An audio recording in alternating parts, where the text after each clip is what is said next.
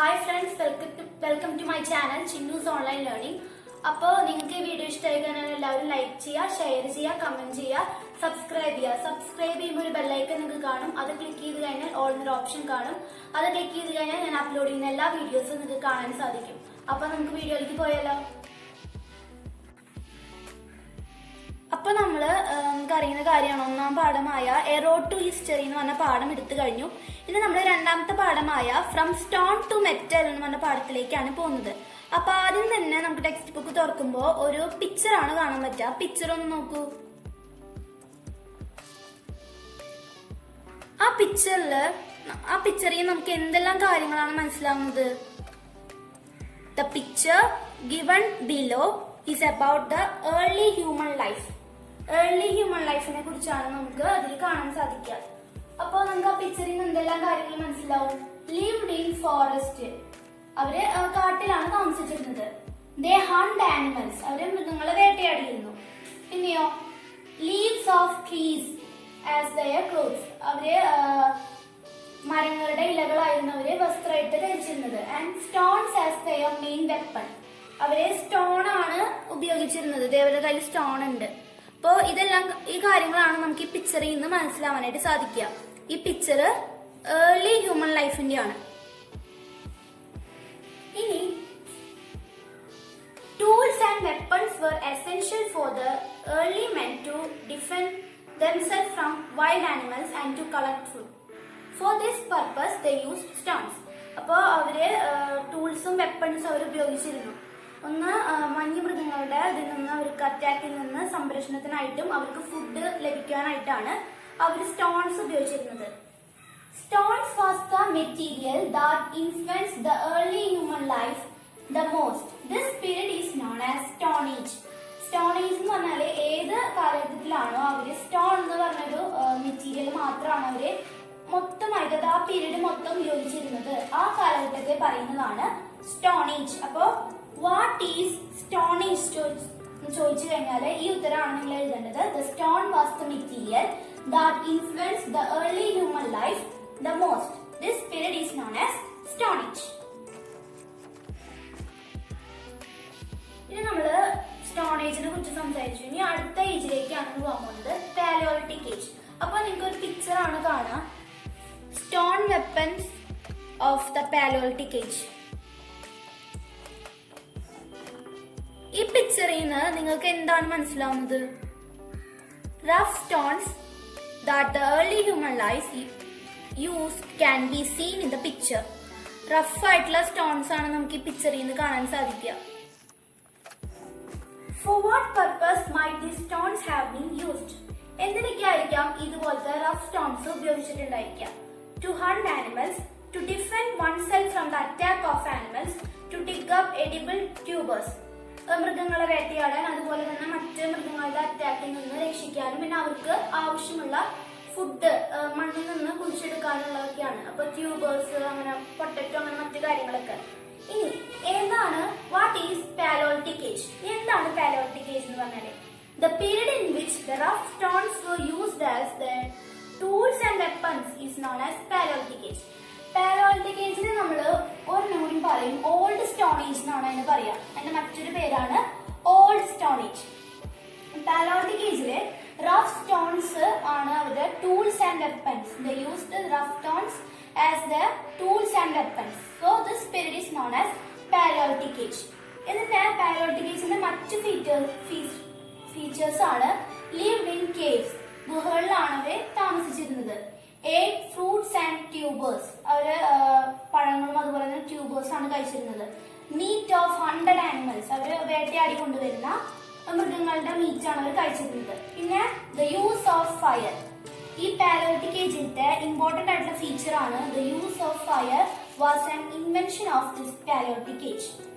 അപ്പോ ഈ പോയിന്റുകളാണ് പാലിയോളിറ്റിക് ഏജിന്റെ പ്രത്യേകതകൾ. Rough stones, tools as their weapons, lived in caves, ate tubers and fruits, meat of hunted animals, use of fire. അപ്പോ what is പാലിയോളിറ്റിക് age ചോദിച്ചു കഴിഞ്ഞാൽ ഈ ഫസ്റ്റത്തെ ലൈൻ എഴുതാം.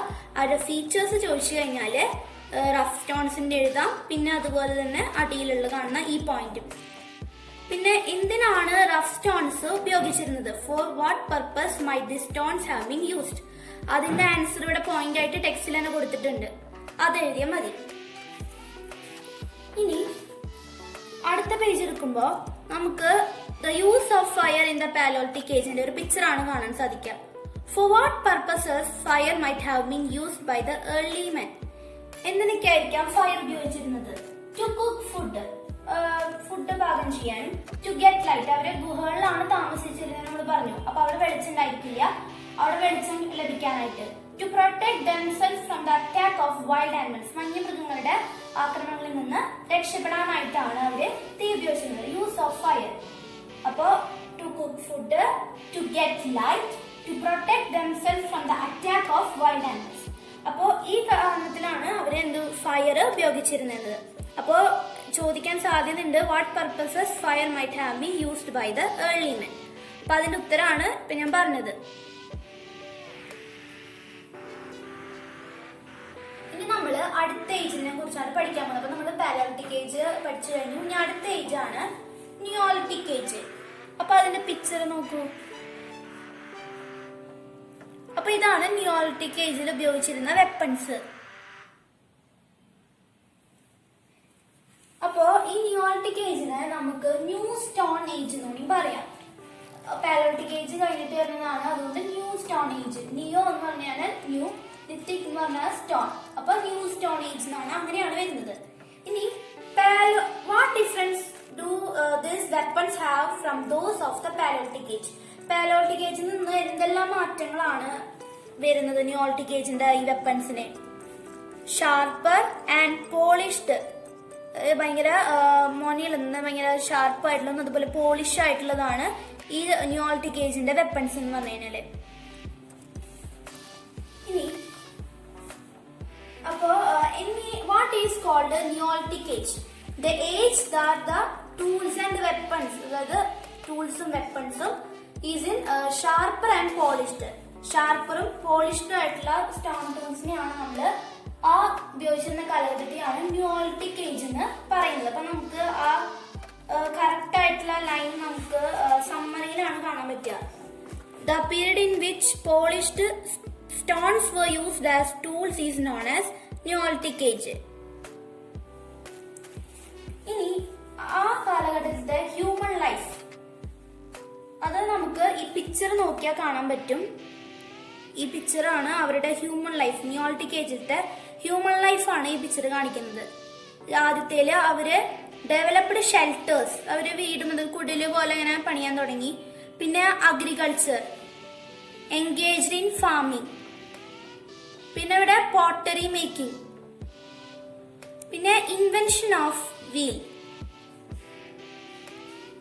അപ്പോ ഈ പിക്ചറിൽ നമുക്ക് എന്തെല്ലാം മനസ്സിലാവും? They engaged in farming, they tamed animals, they developed shelters, invention of wheel, made earthen pots. അപ്പൊ പിക്ചറിൽ നിന്ന് നമുക്ക് ഈ പിക്ചറിൽ നമുക്ക് engaged in farming, പിന്നെ tamed animals, developed shelters, invention of wheel, made earthen pots. അപ്പോ നിയോളിറ്റിക് ഏജിന്റെ ഫീച്ചേഴ്സ് ആണിത്. Used sharper and polished stones tools തൊട്ട് അവരുടെ ഹ്യൂമൻ ലൈഫ്, ഇതാണ് നിയോളിറ്റിക് ഏജിന്റെ ഫീച്ചേഴ്സ്. നിയോളിറ്റിക് ഏജിനെ ന്യൂ സ്റ്റോൺ ഏജ് എന്ന് കൂടി പറയും. ഇനി അടിയിൽ ഒരു ചോദ്യം കാണാം. In what ways does the neolithic age differ from the paleolithic age? അപ്പോ ഇതിന് ഉത്തരം നിങ്ങൾ എന്താണ്, what is paleolithic age, features of paleolithic age. Neolithic age, what is Neolithic age, what are the features of the Neolithic age? ഈ രണ്ട് ഉത്തരങ്ങൾ എഴുതി കഴിഞ്ഞാൽ ഈ ഒരു ചോദ്യത്തിനുള്ള ഉത്തരം കിട്ടും.